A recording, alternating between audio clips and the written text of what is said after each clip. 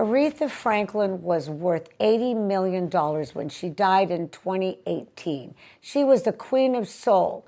She famously demanded to be paid in cash at the venue before she would perform. She knew the value of money, and she left her estate in a spiral notebook tucked under a couch cushion. By 2026, that $80 million estate was worth less than $6 million. This is how it happened. Queen of Soul.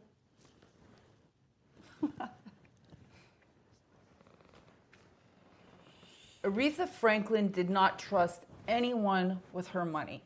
She was legendary for it. She demanded payment in cash at the venue before she would step 1 foot on stage.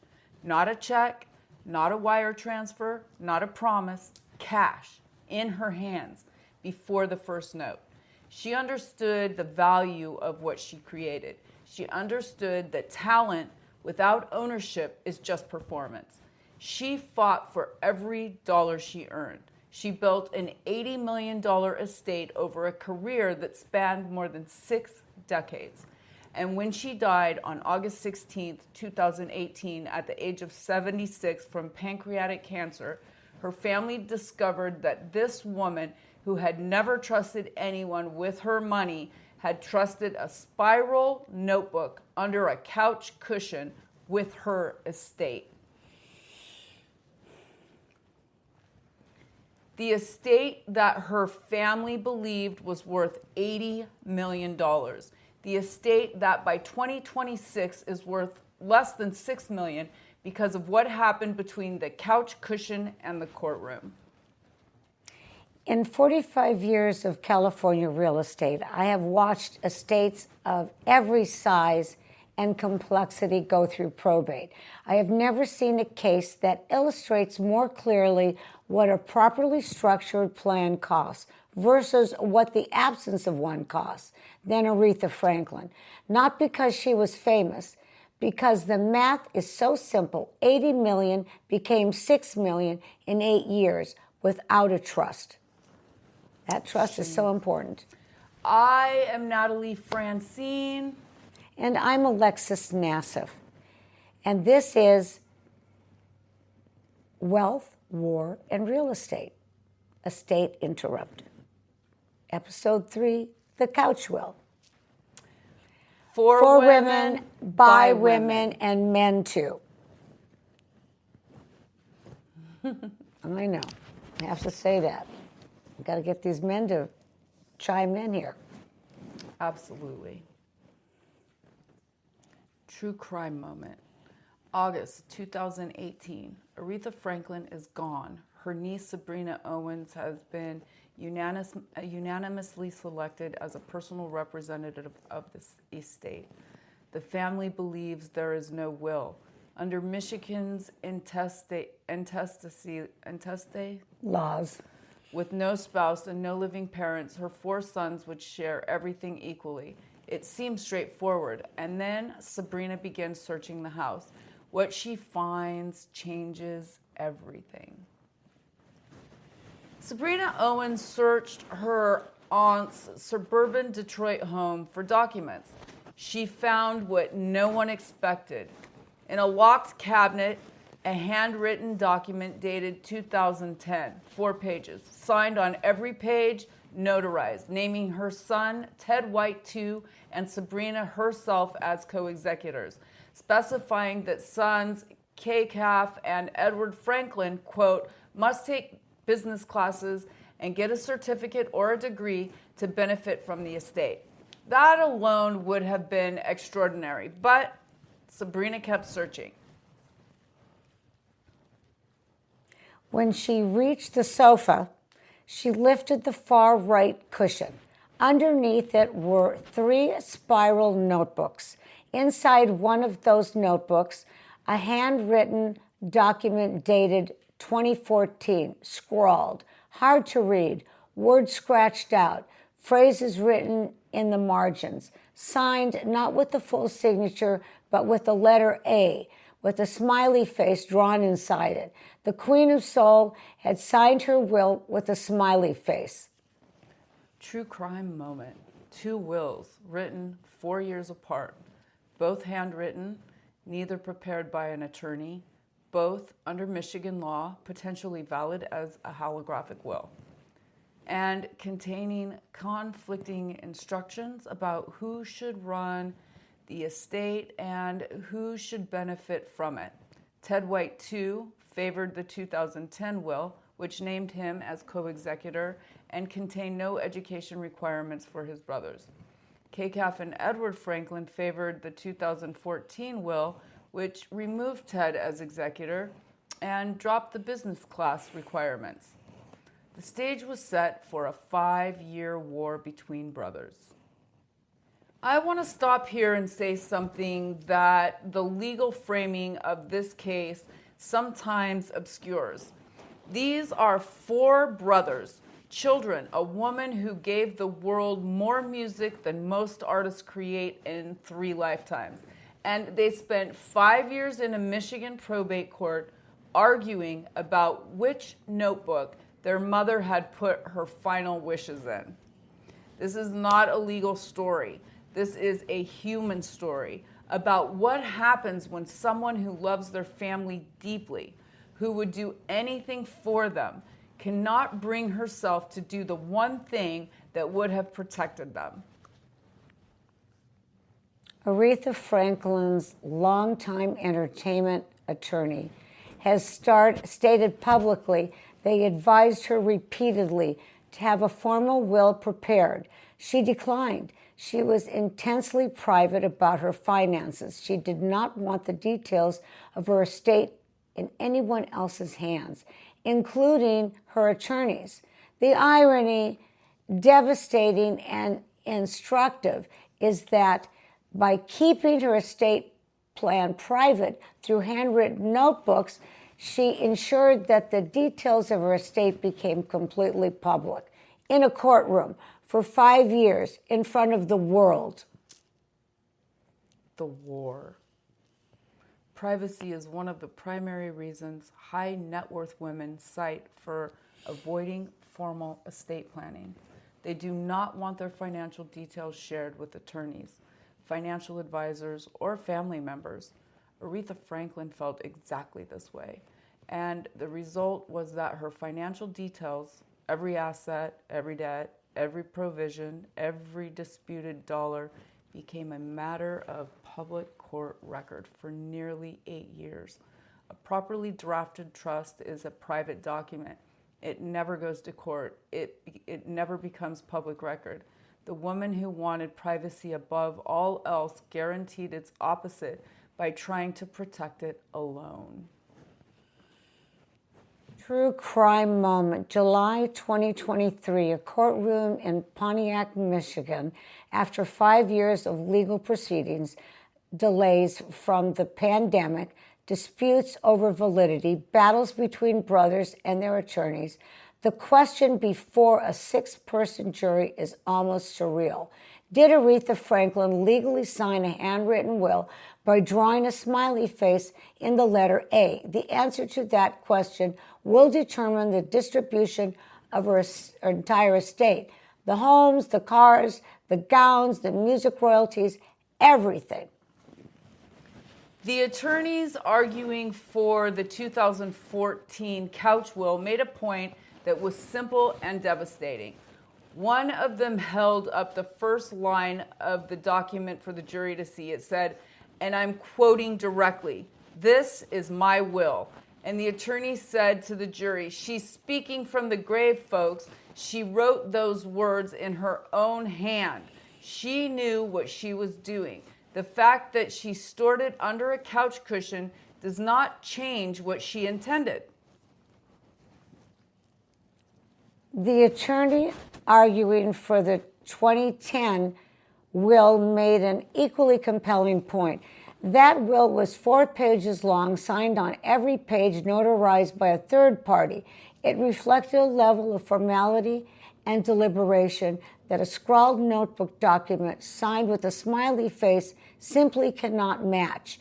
He said to the jury that the 2010 will was much more important than papers found in a couch. And he was right about the formality.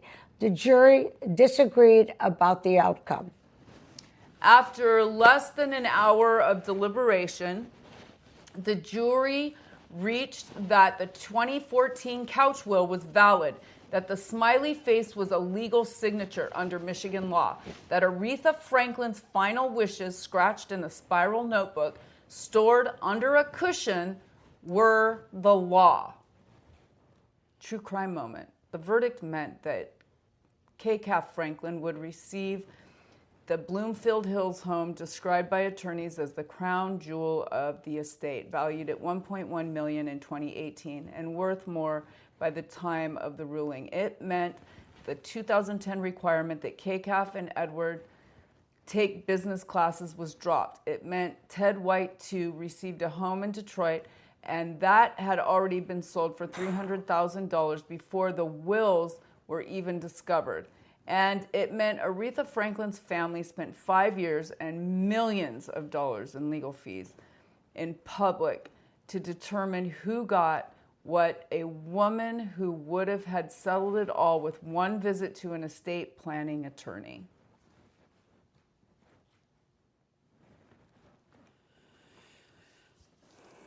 This is a good one, you know.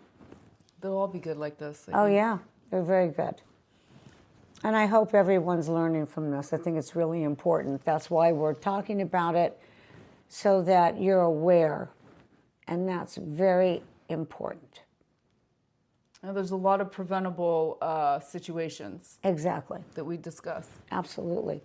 Let us do the math, because the math of the Aretha Franklin estate is the most instructive single number in the entire series. Estimated estate valued at death, $80 million. Estate valued by 2026, less than $6 million. That is a loss of more than $74 million over 8 years without a trust, without a plan. Let me show you where it went. The IRS. Aretha Franklin died with a tax debt, a staggering $7.8 million owed to the Internal Revenue Service. That debt had to be settled before any distribution could occur. It took years to resolve, during which time the estate was paying interest and penalties on top of the principal balance. The estate tax, the federal estate tax, applies to estates above the exemption threshold. On an $80 million estate, the tax exposure is significant, potentially 40% of the taxable amount above the exemption. A properly structured trust, including tools like irrevocable life insurance trusts and charitable structures, can dramatically reduce estate tax exposure. Without that planning, the government becomes one of your largest beneficiaries. Unfortunate. Yeah. The legal fees, 5 years of probate litigation, multiple attorneys on multiple sides, court costs, expert witnesses. Every month the estate sat in probate. It was paying the legal system to resolve what Aretha Franklin could have resolved with a single afternoon and a $3,000 attorney fee.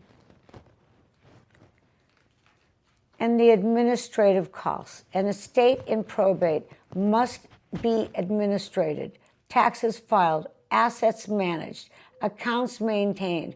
For 8 years, every year of that administration cost money that came directly out of what Aretha's sons were eventually going to receive. $80 million became less than $6 million. The difference, more than $74 million, went to government, to attorneys, to administrators, and to the 8 years of compound costs that probate extracts from every estate it touches. A trust would have eliminated all of those costs, but it would have eliminated the probate entirely. It would have reduced the tax exposure significantly. It would have distributed the assets in weeks instead of years, and it would have preserved conservatively tens of millions of dollars for the 4 sons Aretha Franklin spent her entire career trying to provide for. Yeah.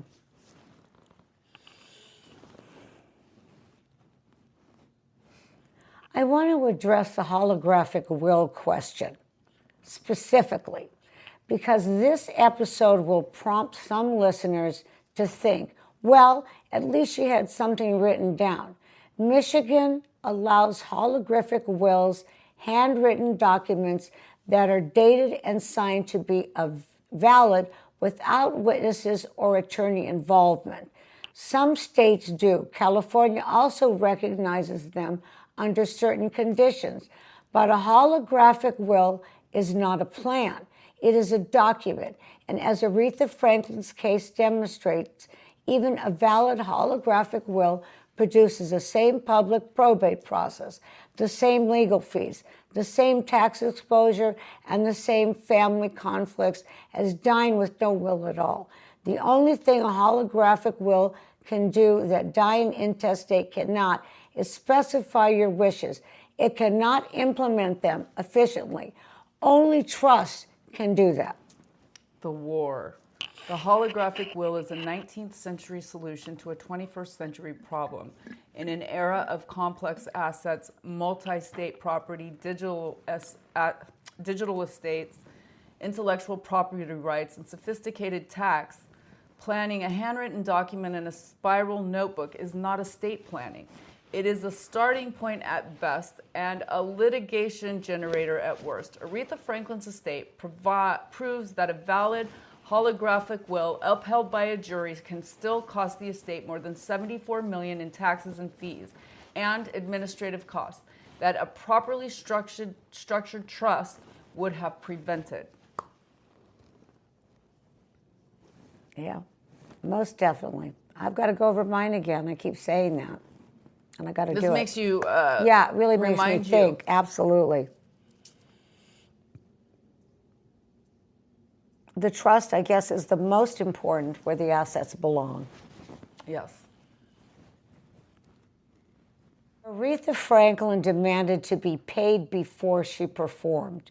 She understood that talent has value and value must be protected. She protected her talent ferociously for 6 decades. She negotiated contracts. She controlled her catalog. She demanded cash at the door. And she stored the plan for what happened after she was gone in a spiral notebook under a couch cushion. The lesson is not that she was careless. The lesson is that even the most financially sophisticated, most fiercely protective women among us can find it impossible to confront the conversation about what happens when they are no longer here to protect what they built. Her attorney advised her. She declined. She wanted privacy. She wanted control. She wanted to do it herself. And I understand that impulse completely. The women in our audience understand it. We are used to handling things ourselves. We are used to being the ones who figure it out. But estate planning is the one area where doing it yourself in a spiral notebook under a couch cushion costs the people you love everything you worked to get them. Your actions from this episode, if you have a handwritten will or no will at all, call an estate planning attorney this week. Not this month, this week. Tell them you want a revocable living trust. Tell them you want it funded. Tell them you want it done correctly. The cost of doing it right is measured in thousands. The cost of doing it wrong, as Aretha Franklin's family knows, is measured in tens of millions.